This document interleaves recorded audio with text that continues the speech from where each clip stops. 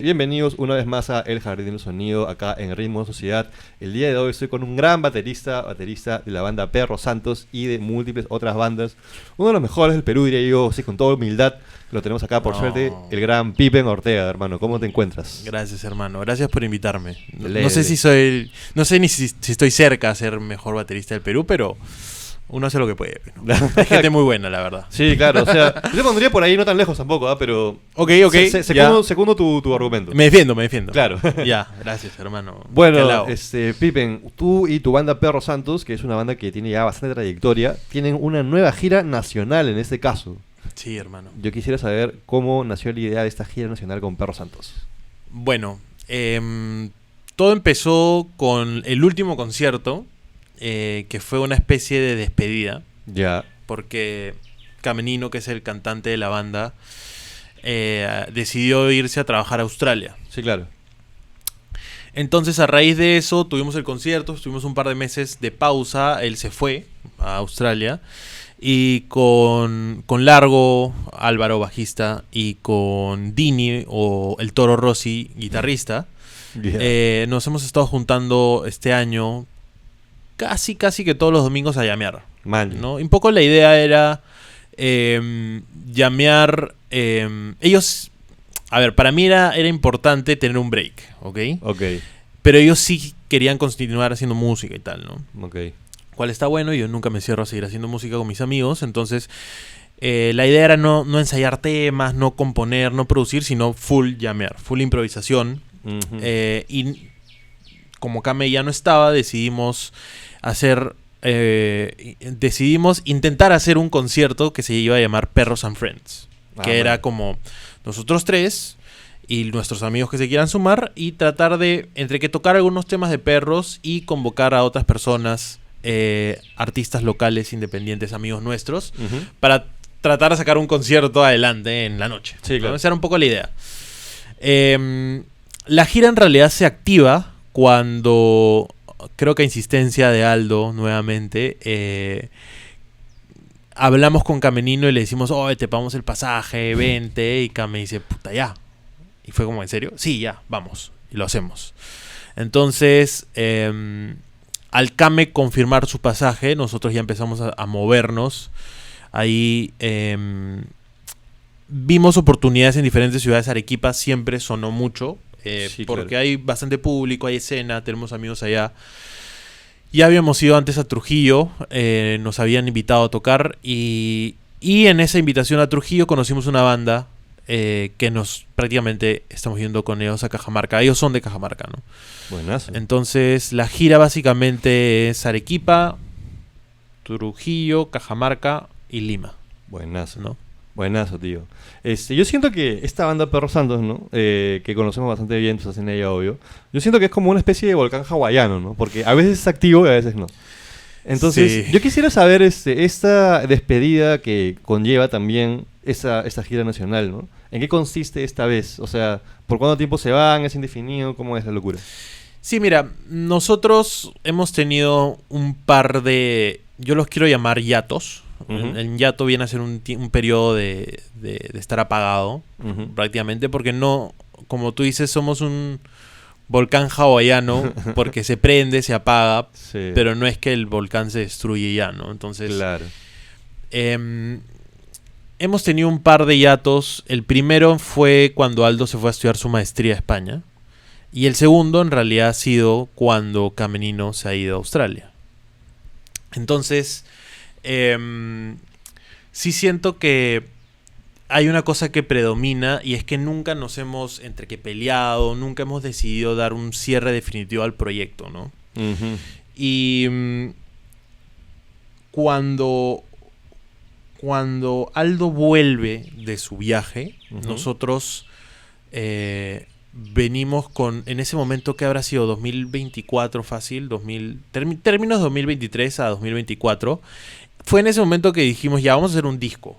O sea, vamos a hacer un LP, no van a ser singles sueltos ni un EP, que es lo que hemos venido trabajando hasta ese momento. Ujú. Vamos a hacer un disco completo. Vamos a hacer un disco completo porque queremos girarlo en apuntando un poco más arriba a lugares internacionales, a festivales, o sea, tratando de tener una visión un poco más allá de tocar en la noche de Barranco, ¿no? Claro. Y a partir de esa idea de, ok, vamos a hacer el disco, nosotros tuvimos un viaje a Ayacucho. Ese viaje, y no me quiero extender esa parte porque si no ya nos tiramos todos los 40 minutos hablando específicamente de eso. Sí, claro. Pero fuimos a Ayacucho y compusimos un álbum que se ha estado trabajando hasta antes de que Kame se vaya. Ujú. Y la razón del tour en realidad es mover el disco, que se va a estrenar el 22 de mayo del 2026. Sí, claro. Y esa es la principal razón, ¿no? O sea, primero es aprovechar que Kame vuelve. Ujú. Y segundo es, ya, hay que lanzar el disco que hemos trabajado tanto en componer, en producir y en arreglarlo, ¿no? Entonces, básicamente ese es el motivo que lleva a la gira, ¿no? Man, ya. Y hablando justamente del disco, sé que no te quieres explayar mucho, pero yo quisiera saber así brevemente cómo surgió la idea de irse justamente a Ayacucho para grabar esas nuevas canciones, ¿no? Sí, esto creo que merecía una pregunta específica porque Sí. es una historia para mí muy bonita. Álvaro Kamenino, él es de Ayacucho. Ujú. Y nosotros ya habíamos ido antes con él a Ayacucho como amigos a pasar Año Nuevo, ¿no? Y en ese entonces fuimos todos los perros, menos Rodrigo.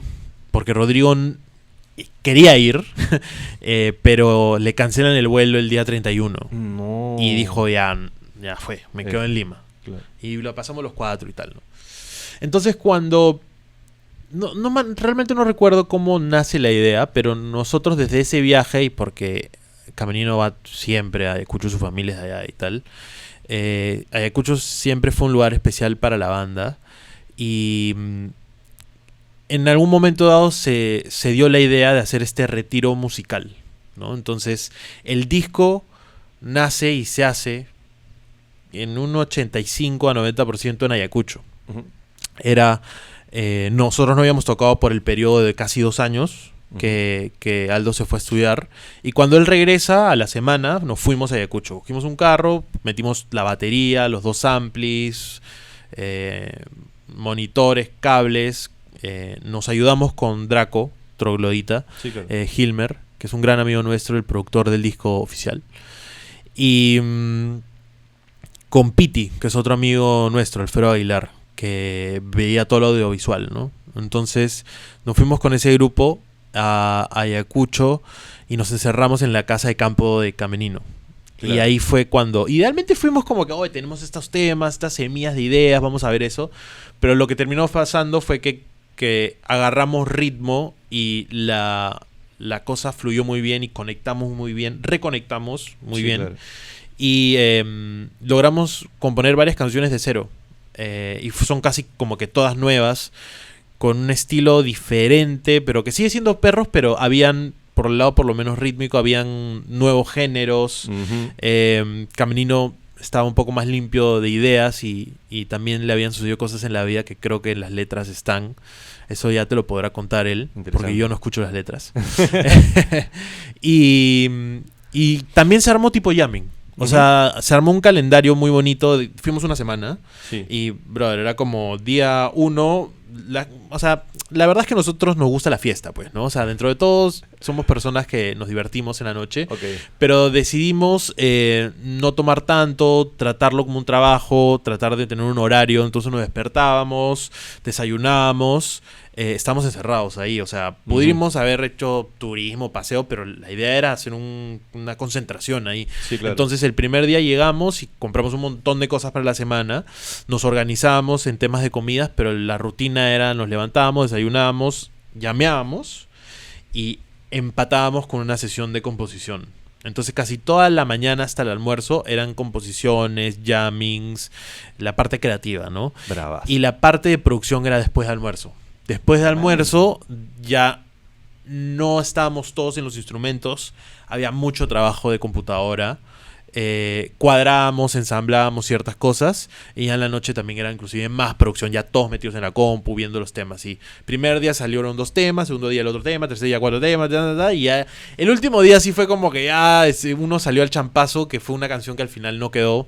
Creo que en parte de mi culpa porque no me gustaba tanto, a pesar de que había un solo de batería. Okay. Imagínate. Okay. Pero no estaba... O sea, digamos que de las 8 canciones que salieron ahí, o fueron 7 creo, una se quedó al 50%, que fue la última. Ya la energía y la creatividad ya estaba agotándose, ya estábamos desgastados.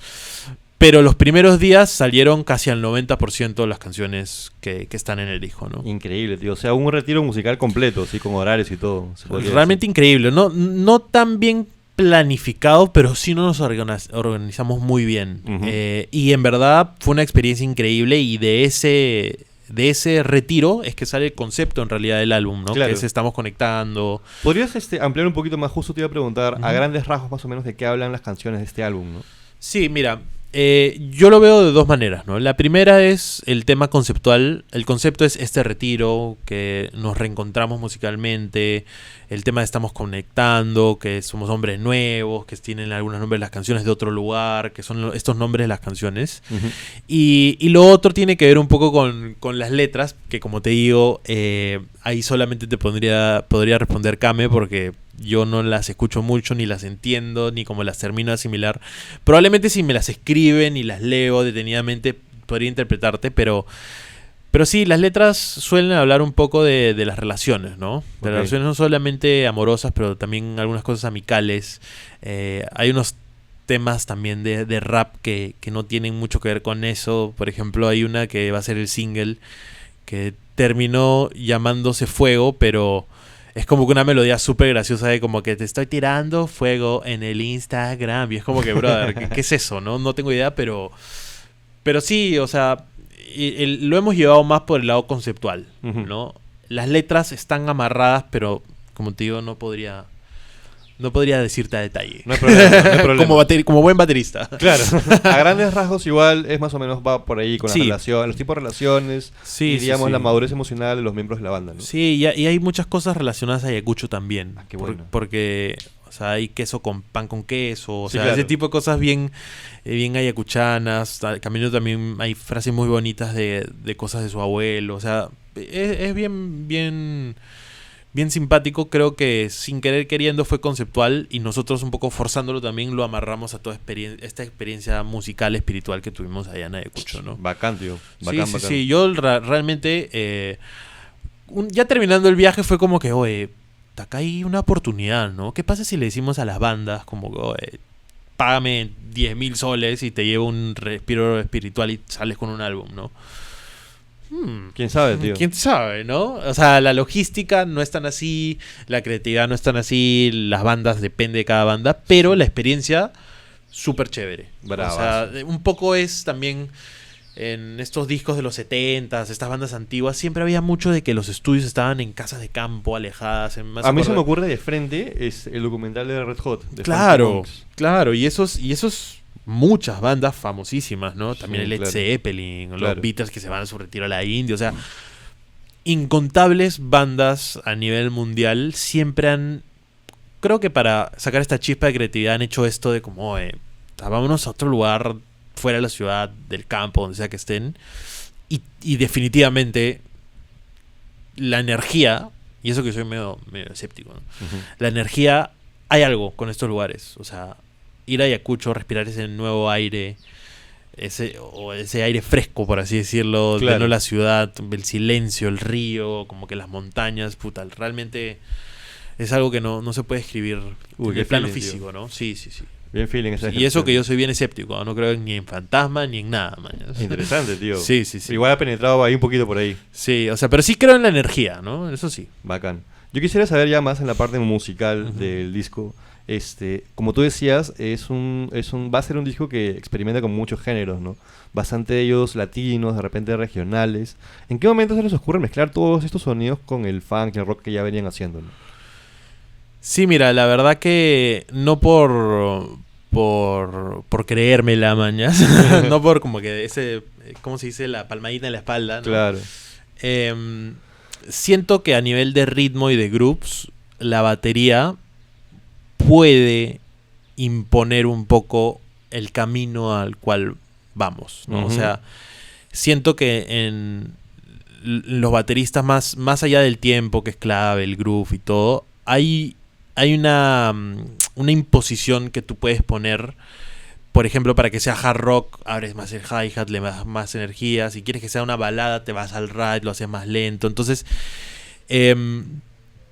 yo venía tocando con un par de bandas, porque como te digo, estuvimos en un hiato. Y en ese tiempo, si bien Perro Santos en mi ruta artística, baterística, entró en una pausa, me puse a tocar con otros amigos, con otras bandas, ¿no? Y una de estas bandas, que se llama La Pondé, trabaja mucho con... Es una fusión de rock criollo, así en simple, ¿no? Bravazo.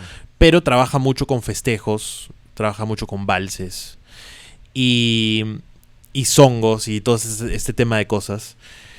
Me acuerdo que tuve una mini clase con un percusionista conocido, creo yo, en el Perú, que es Jorge Almora, Ujú. que en verdad es un crack. Y él, como que en la primera sesión con La Pondé, me vio tocar y dijo, pero así no es. Como que de buena onda, lo hizo de buena manera. Y Claro. me dijo, brother, vamos a un estudio y yo te enseño. Y yo dije, brother, obvio. Y me empezó a hablar del festejo. O sea, él es especialista, tengo entendido. Ya, seguramente, si logras hablar con él, sería increíble. Él es especialista en música afroperuana. Bravazo. Entonces él no me enseñó, aunque sí me enseñó el patrón, más me enseñó el concepto de la música afroperuana, que es este tema de acentuar la segunda nota del tresillo, ¿no? Man. Por ejemplo, que es el... O sea, como que ese que no está a tiempo, pues. No está Claro. en el a pulso, está como que en el contratiempo del tresillo. En la segunda, pues, claro. Y bueno, me desvío un poco, pero a raíz de eso, ya cuando estamos en los jammings, yo propongo esas ideas y los perros siempre han sabido como que unirse, adherirse. Claro. Más aún cuando tú le dices, oye, esto es así, o sea, este es un festejo, tienen el pulso acá, aún mejor lo entienden y tal, ¿no? Y también creo que hubo una influencia importante de Draco. A nivel de producción, él aceptó las ideas, ¿no? Y les dio forma también, ¿no? Porque yo a veces me voy un poco en floro, ¿no? Obviamente, ¿no? Te hago un songo toda la canción súper rápido y él dice, no, esta parte nomás. Claro. Y ese tipo de cosas, ¿no? Entonces, sí, yo creo que de todos los temas hay 2, fácil 3, con su chiqui de reggae ahí, como que 4 compases de reggae, Mande. que desde la batería se propuso un cambio de groove, ¿no? Sí, claro. Típico en los jammings, ¿no? Que en los Totalmente. jammings todo el mundo está haciendo así, como que con todo, y es la batería un poco que guía, ¿no? Por lo menos en nuestro caso siempre como que un poco la dirección a veces la pongo yo, ¿no? Brutal, yo estoy completamente de acuerdo, no porque sea baterista, sino porque yo sé que el ritmo como que básicamente marca la diferencia entre géneros a veces, ¿no? Sí, 100%. ¿Y qué tan difícil es como que en una misma canción, en plena canción, pasar de un groove de funk a un groove de songo, por ejemplo? Mira, específicamente esos dos, y esto lo he visto mucho con una infinidad de bateristas en YouTube y esta gente de Drumeo y toda esta gente que viene. Ujú. Hay algo, hasta el propio Dave Weckl, que es un baterista súper famoso, Ajá. hay algo entre la clave que tiene que ver mucho con la parte latin jazz, por así decirlo, y el funk. Ujú. Entonces, si bien la clave... hay diferentes tipos de clave, como rumba clave, que es la típica, ¿no? Siempre hay una clave en el funk igual, entre el bombo y la tarola. Entonces, específicamente en esos dos, sí hay muchas similitudes. Entonces, no es como pasar pues, de heavy metal a jazz, ¿no? Claro. Como que no se siente un cambio porque se puede adaptar en un punto medio y se fusiona bien, ¿no? Pero creo que al final lo más importante es abrir bien las orejas, Ujú. tener un poco de imaginación, creatividad, creer un poco en el jazz, que es este tema de improvisación, y, Sí, claro.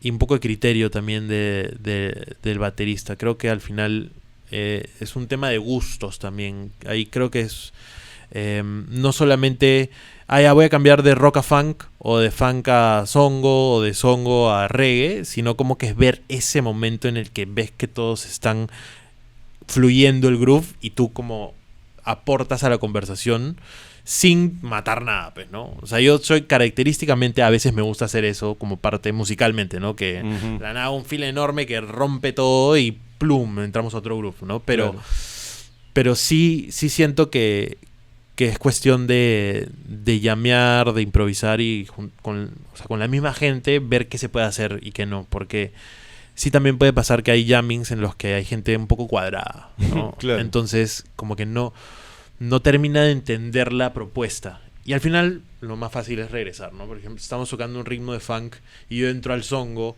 y el pata sigue haciendo el funk, como que solito tiene que ir migrando y si no se entiende, ya pues regresa, ¿no? Es parte de la improvisación de los jammings, ¿no? Ah, su madre, pero qué interesante, ¿eh? Bastante Sí. filosofía de la batería. Ahí Sí, entra. como mierda.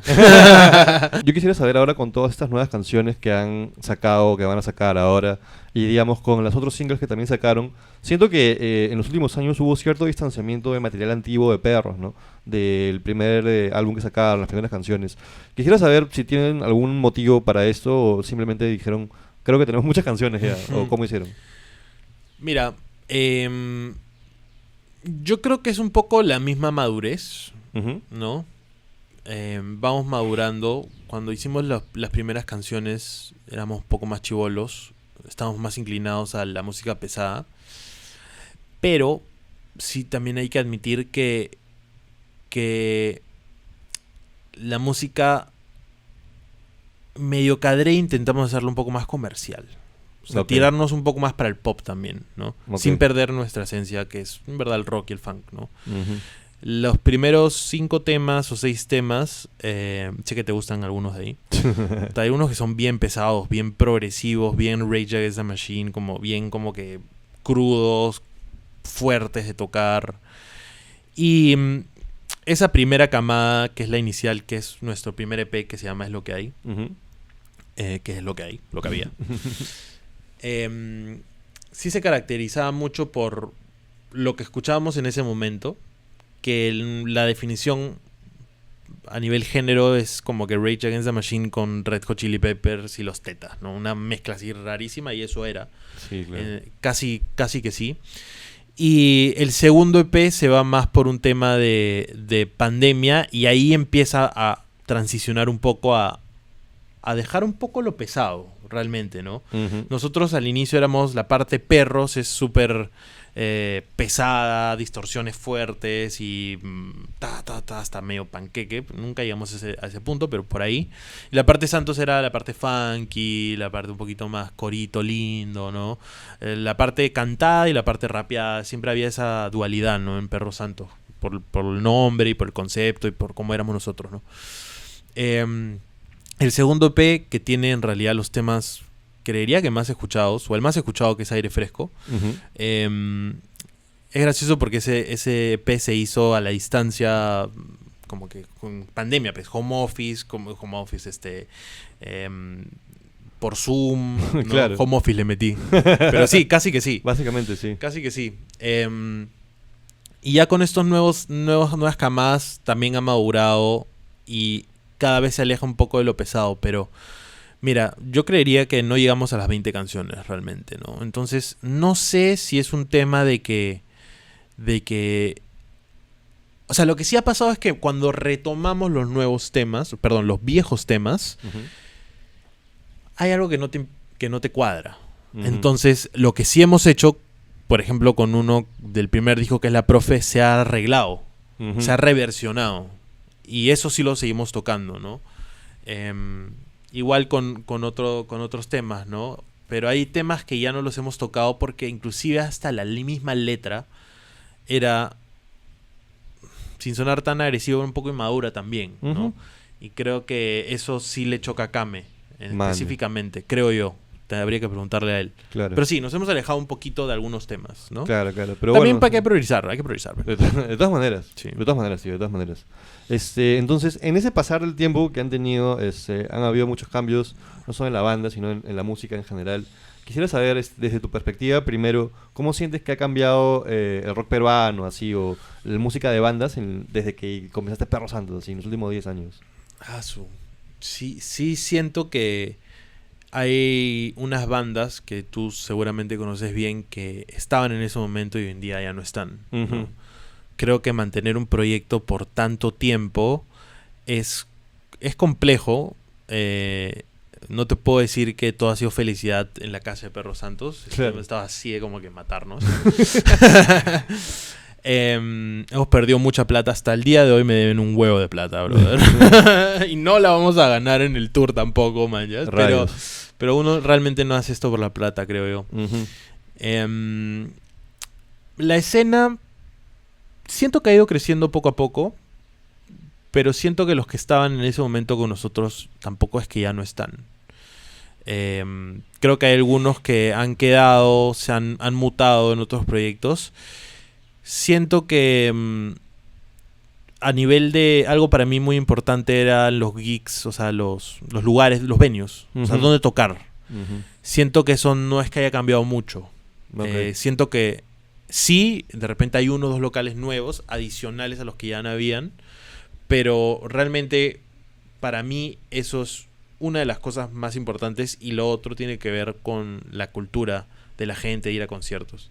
En ese sentido creo que sí va progresando, está creciendo, pero siento que todavía no hemos despegado, o sea, no ha habido un gran cambio como que entre industria y la misma gente como para decir, no, estábamos acá y ahora estamos acá. Claro.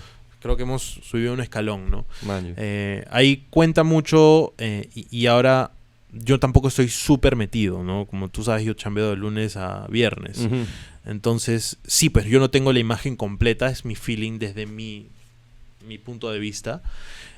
Pero sí sé que están creciendo y sé que hay más management ahora. O sea, sí sé que hay gente que se va a estudiar afuera y vuelve, y que algunos artistas van creciendo y están llegando a abrirles por ejemplo, a artistas internacionales. Eso me parece muy buena señal, que ya no es, aunque Christian Meyer le hable a Ed Sheeran, ¿no? Guardando las distancias. Claro. Creo que cada vez la escena indie, sobre todo, está cogiendo espacios en estos lugares donde se les da la oportunidad, y para mí eso es un avance, ¿no? No sé si es el mejor avance, pero siento que ha estado creciendo, ¿no? Bravazo, tío, bravazo.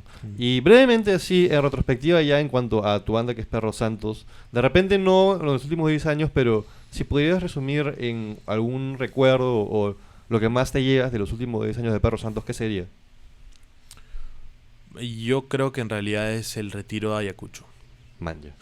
Sí. Fuertes palabras. Sí, o sea, yo creo que en verdad esa experiencia ha sido, y creo que ahí hablo por toda la banda y por todos los demás, ha sido bien, bien chévere.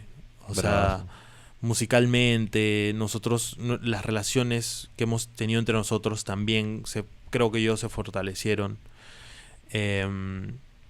Así que en verdad, si tuviera que decir algo, sería eso, ¿no? Y yo realmente le recomiendo eso a todos. Creo que no funciona mucho si eres un solista, aunque creo que también funciona. Creo que es más lindo en banda porque hay más gente. Tampoco, de repente, si eres solista, igual tienes que ir con tu equipo, Ujú. fijo. Pero ahí la cosa cambia un poco porque la dirección es diferente, ¿no? La creatividad, como las composiciones, es un poco diferente. Pero sí, yo le recomiendo a todo el mundo que lo hagan, si pueden hacerlo, ¿no? Tampoco es como que, qué fácil hacerlo, ¿no? Claro. De alguna manera nosotros hemos chambeado bastante en música y no en música. Tenemos ciertos recursos para irnos en carro hasta allá con mi batería, con nuestros amplis. Claro. Qué suerte tenemos de que Kame tenga una casa de campo allá en Ayacucho. O sea, no es para todos, ¿no? Pero si hay la posibilidad de hacerlo, pucha, es una muy buena inversión. Bravazo, tío. Bravazo, bravazo. Bueno, estamos llegando más o menos al final. Esta es la pregunta, se la hago a todos los bateristas que pasan por el podcast a Ritmo y Sociedad, que es básicamente, ¿cuál es tu feel o rudimento favorito a la hora de tocar batería? Para Diddle. ¿Sí? Qué bueno. Oye, hay, Es todo lo que hago. es todo lo que hago.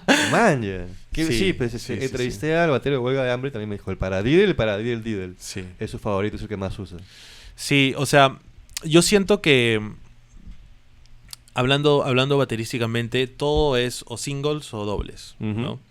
Y está el famoso paradiddle, que obviamente yo lo uso bastante, pero no es me sé un montón de cosas, ¿no? Pero no es mi no es mi favorito realmente. Mi favorito sí es el Paradiddle Diddle porque está en terciario, como decirlo, ¿no? Es un ritmo de 6, ¿no? De múltiplos de 3. Claro. Está en otro grid.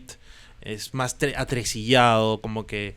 Entonces, lo que me gusta en realidad es tocar funk en 4, todo cuadrado, en binario, y meter un Paradiddle de 6, que hace ese cambio de rate, ¿no? Ese cambio de subdivisión. Eso es lo que me gusta, ¿no? Igual, me hubiera gustado a mí poder estudiar mucho más, ¿no?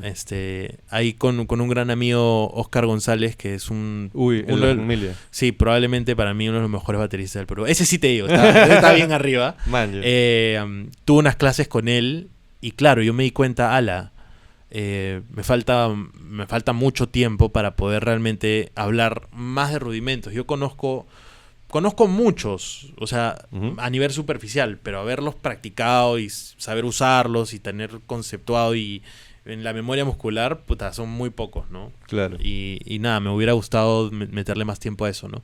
Algún día vamos a hacer